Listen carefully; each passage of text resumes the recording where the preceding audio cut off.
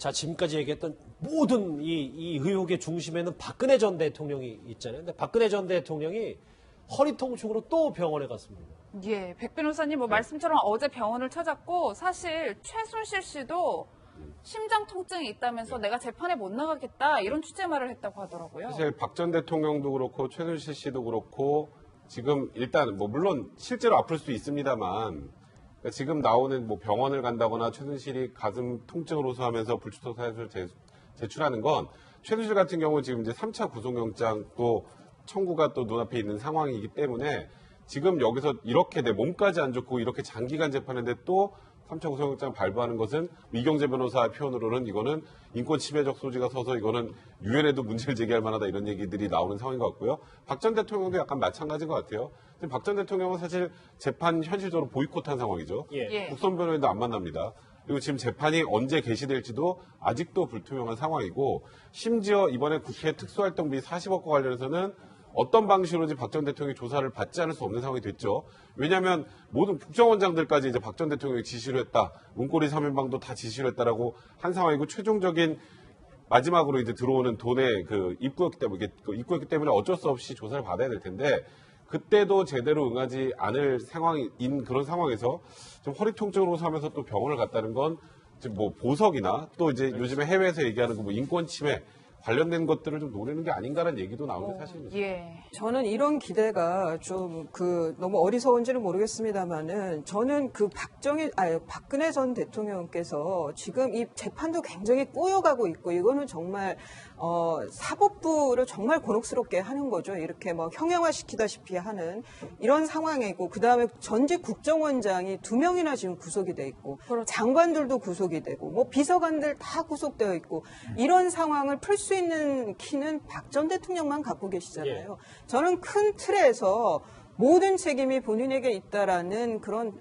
정치적인 그게 법적인 건 아니라 하더라도 그런 정치적 법적이 다 망라해서 그런 책임 통감을 좀 발표를 하고 정치의 은퇴를 공식 선언하면서 좀 이 얼크러진 이 실타래를 그렇게 풀어가는 게 그나마 제일 정도가 아니고 좀 순리대로 좀 가장 빠른 시간 내에 푸는 방법이 아닌가 싶습니다. 본인의 당신의 불구속 이거 하나를 바라고 지금 이렇게까지 저는 박 전 대통령에 대한 일주일에 4번의 재판은 저는 그거는 반헌법적이라는 것도 생각을 해요. 하지만 이거는 이미 그렇게 진행은 된 거고 푼다라고 하면은 박 전 대통령의 통 큰 정치적 결단이 반드시 필요하다는 생각이 듭니다.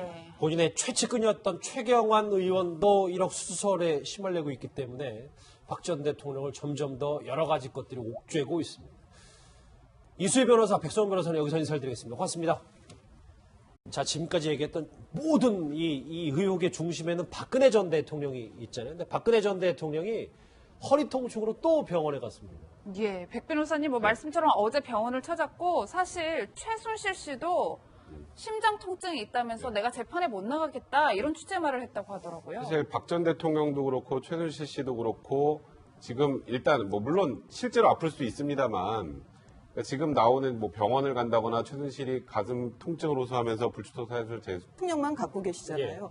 저는 큰 틀에서 모든 책임이 본인에게 있다라는 그런 정치적인 그게 법적인 건 아니라 하더라도 그런 정치적 법적이 다 망라해서 그런 책임 통감을 좀 발표를 하고 정치의 은퇴를 공식 선언하면서 좀 이 얼크러진 이 실타래를 그렇게 풀어가는 게 그나마 제일 정도가 아니고 좀 순리대로 좀 가장 빠른 시간 내에 푸는 방법이 아닌가 싶습니다. 본인의 당신의 좀 노리는 게 아닌가라는 얘기도 나오는 사실입니다. 예. 저는 이런 기대가 좀 너무 어리석은지는 모르겠습니다만은 저는 박근혜 전 대통령께서 지금 이 재판도 굉장히 꼬여가고 있고 이거는 정말 사법부를 정말 곤혹스럽게 하는 거죠. 이렇게 형용화시키다시피 하는 이런 상황이고 그다음에 전직 국정원장이 2명이나 지금 구속이 돼 있고 장관들도 구속이 되고 비서관들 다 구속되어 있고 이런 상황을 풀 수 있는 키는 박 전 대통령 제출하는 건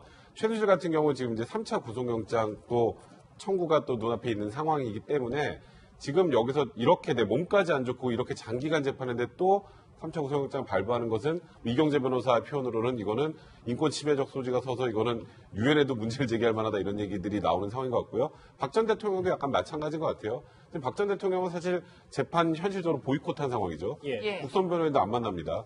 그리고 지금 재판이 언제 개시될지도 아직도 불투명한 상황이고 심지어 이번에 국회 특수활동비 40억과 관련해서는 어떤 방식으로든지 박 전 대통령이 조사를 받지 않을 수 없는 상황이 됐죠.